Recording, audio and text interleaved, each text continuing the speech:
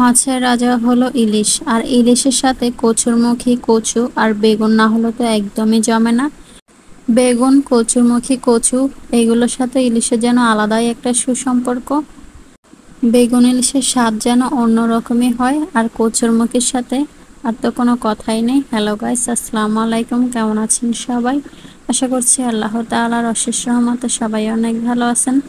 আমরাও আপনাদের দোয়ায় ও ভালোবাসায় আলহামদুলিল্লাহ অনেক ভালো আছি। আজকের পর্বে ইলিশের 2 রকমের রেসিপি করে দেখাবো। আশা করছি সম্পূর্ণ ভিডিওটি আপনারা দেখবেন। যারা ইউটিউব থেকে ভিডিওটি দেখবেন, নতুন বন্ধু হয়ে থাকলে চ্যানেলটা সাবস্ক্রাইব করে আমার পাশে থেকে যাবেন। এখানে ইলিশের লেজার মাথা দিয়ে বেগুন রান্না করব, আর এদিকে ইলিশ মাছের কষা রান্না করব। এক ভিডিওতে আজকে 2টি রেসিপি করে দেখাবো। ভিডিওর শুরুতে সবাইকে লাইক দিয়ে ভিডিওটি প্রথম থেকে শেষ পর্যন্ত কন্টিনিউ করবেন। তো এখানে আমি প্রথমে চুলায় কড়াই বসিয়ে দিলাম, কড়াইতে সয়াবিন তেল দিয়ে দিলাম। তেল খুব ভালো করে গরম হয়ে গেছে। এখন আমি ইলিশের লেজ মাথাগুলো তেলের উপরে দিয়ে দিলাম। ইলিশের লেজ আর মাথাগুলো প্রথমে ভেজে নেব হালকা করে। ইলিশের লেজ আর মাথাগুলো আমার ভাজা হয়ে গেছে। এবার রান্নাটা করব, তো সাথে থাকুন কিভাবে রান্না করি। রান্নার জন্য কড়াইতে সয়াবিন তেল দিয়ে দিলাম। তেল গরম হওয়ার পর দিয়ে দিলাম পেঁয়াজ কুচি। পেঁয়াজগুলো একটু নেড়ে ছেড়ে দিয়ে লাল করে ভেজে নেব। পেঁয়াজগুলো বাদামি রং হওয়ার পর দিয়ে দিলাম রসুন বাটা, দিয়ে দিলাম মরিচের গুঁড়ো, দিয়ে দিলাম হলুদের গুঁড়ো,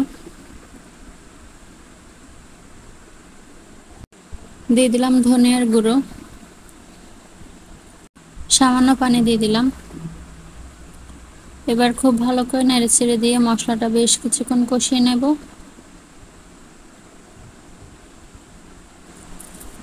মশলা খুব ভালো করে কষানো হয়ে গেছে। এখন আমি কেটে রাখা বেগুনগুলো দিয়ে দিলাম।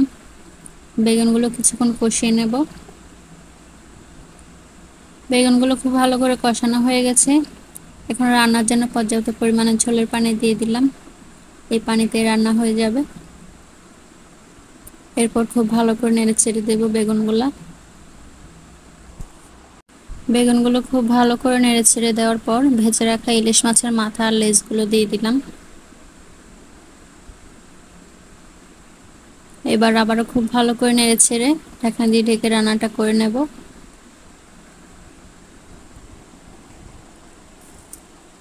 কিছুক্ষণ পর ঢাকনা খুলে একবার দেখে নেব। ইলিশ মাছের মাথা দিয়ে বেগুন রেসিপি হয়ে গেছে। এখন আমি নামিয়ে নেব। এবার আমি ইলিশের কষা রান্না করব। রান্নার জন্য চুলায় কড়াই বসিয়ে দিলাম। কড়াইতে সয়াবিন তেল দিয়ে দিলাম।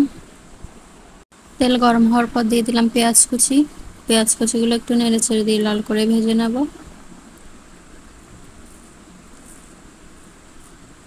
পেঁয়াজগুলো একটু নরম হওয়ার জন্য একটু লবণ দিয়ে দিলাম। এরপর আবারও খুব ভালো করে নেড়ে ছেড়ে দিলাম। পেঁয়াজগুলো বাদামি রং হওয়ার পর একে একে দিয়ে দিলাম হলুদের গুঁড়ো,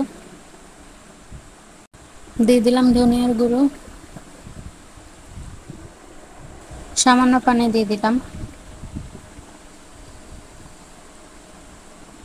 দিয়ে দিলাম মরিচের গুঁড়ো, দিয়ে দিলাম সরিষা বাটা,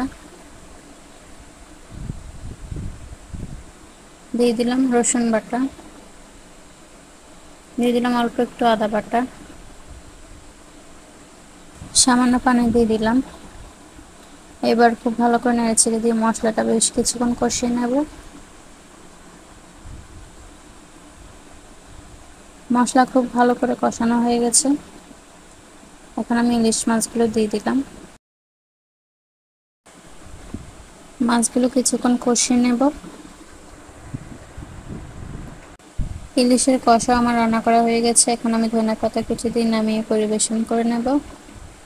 সবশেষে দেখুন একবার, ইলিশ মাছের 2টো রেসিপি দেখতে যেমন লোভনীয় হচ্ছে, খেতে অনেক মজা হয়েছিল। ইলিশের কষা রেসিপি আর ইলিশ মাছের মাথা দিয়ে বেগুন রেসিপি কেমন লাগছে কমেন্ট করে অবশ্যই জানাবেন। ভালো লাগলে একটি লাইক অবশ্যই দেবেন।